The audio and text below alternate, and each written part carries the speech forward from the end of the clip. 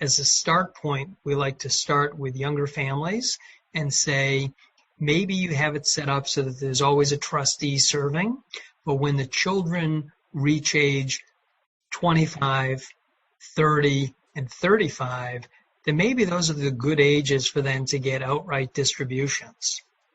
And the thinking about those ages as a start point and the percentages are that at age 25, perhaps somebody has graduated from college and maybe they've graduated from a graduate school, and they might be somewhat mature because these are becoming good requisite maturing ages. So at 25, maybe they've come into some semblance of maturity to handle things financially. And if the trustee then goes and distributes 1/3, then that individual will receive funds. The trustee is still holding on to the remaining 2/3 of the assets. And if that child blows the money, or if that child does fantastic things with the money, at least there's still trustee oversight for the next 2/3 of the money. Then when they reach age 30, maybe they're becoming a little bit more settled in their life. And by 35, maybe they're at a very comfortable point in their life, and these distributions go out.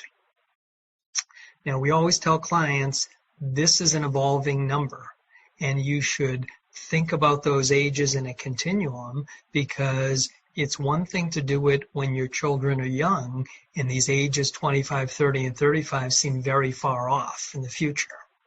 It's another thing when the kids are getting closer to these ages and the parents have a chance to see how the children are developed, who they associate with, what undue influences they have on them, or what other concerns the parents might have, or on the flip side, how unbelievably responsible their kids have become. So this gives the ability to adjust those ages based upon an amendment to the trust, or when drafting it on the front end, to really ask the client, how do those ages feel for you? And you'll see that clients will come back and say, well, you know what, feels good, or you know what, let's go 25, 35, 45, or let's go 30 and 50. They'll come up with all different types of iterations for different reasons. And you might actually have people who come in and say, you know what, let's keep it in trust for life. And if you do that, you just need to caution the client that the children will not be able to have unfettered access to these funds. And if the client is comfortable with that, because they don't want the child to have access to it, unless the child's a co-trustee, but if they don't want them to have access to it, then it's a good way to help protect the assets against the children, their bad decisions, or their bad influences by holding these assets in trust. So we generally start with that level of a discussion. So we start with these ages and then move to that discussion. On the ages, it's 1/3, it's 1/2 the balance, and it's the balance, because mathematically that creates equal increments to go out to the children. So if there is a certain amount of money in here, let's just make a simple number, call it $9 million, and let's say there's one child, then they get $3 million at age 25, they get half the balance. So there's $6 million in the balance. They get half of the balance, which means half of 6 is 3. And then they get the balance of 35. And that way, if the child is age 28, you know they're going to get that first increment. If the child is age 32 when the parent dies, then you know they're going to get the $6 million amount with the $3 million held back. So mathematically, 1/3, half the balance, and the balance would be a way if you wanted to create it so somebody wasn't penalized or given disproportionate amounts based on their age. It creates a good formula. So this might be a typical structure. When we go back to the document, I'll show you the language. Actually, let me go back to the flow chart for a minute. So on the flow chart, you'll see that up here, upon the death of the spouse, and now upon the failure to exercise the limited power of appointment, we give the spouse a limited power of appointment among the issue, maybe among broader family members, kindred, and charities. And why do we do that?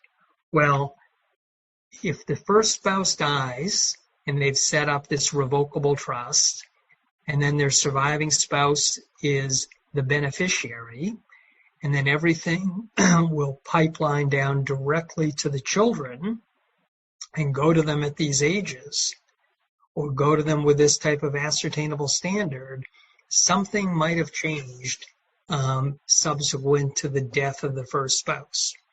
And if the second spouse wants the ability to modify how the kids are going to get their assets, there could be a divorce, there could be a lawsuit, there could be someone who is a serial entrepreneur and they want to accelerate the money going to them.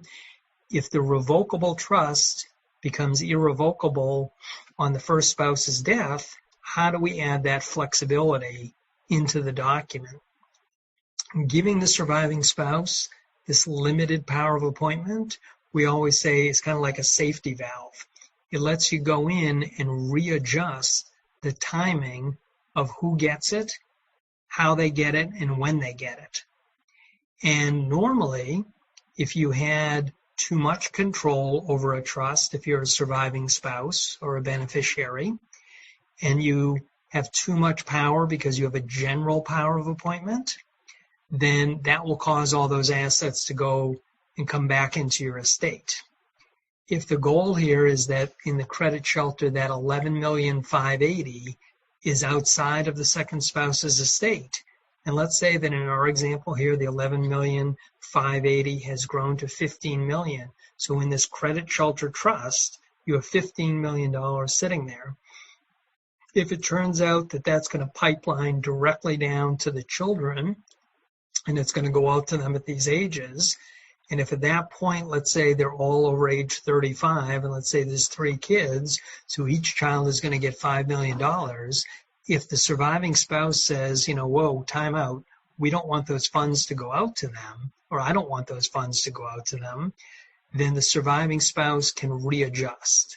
And they can readjust to have the assets held for lifetime, or they can readjust for whatever the circumstances might be. And that's what that limited power of appointment is all about. So when we go into the trust, you'll see that upon the death of the donor spouse, here in paragraph 2A, all or any portion of the principal of the trust shall be paid to or in trust for the benefit of such person or persons among the donors issue of all degree. And then we get into kindred, and then we get into charity, so long as the donor spouse makes specific reference to this power of appointment.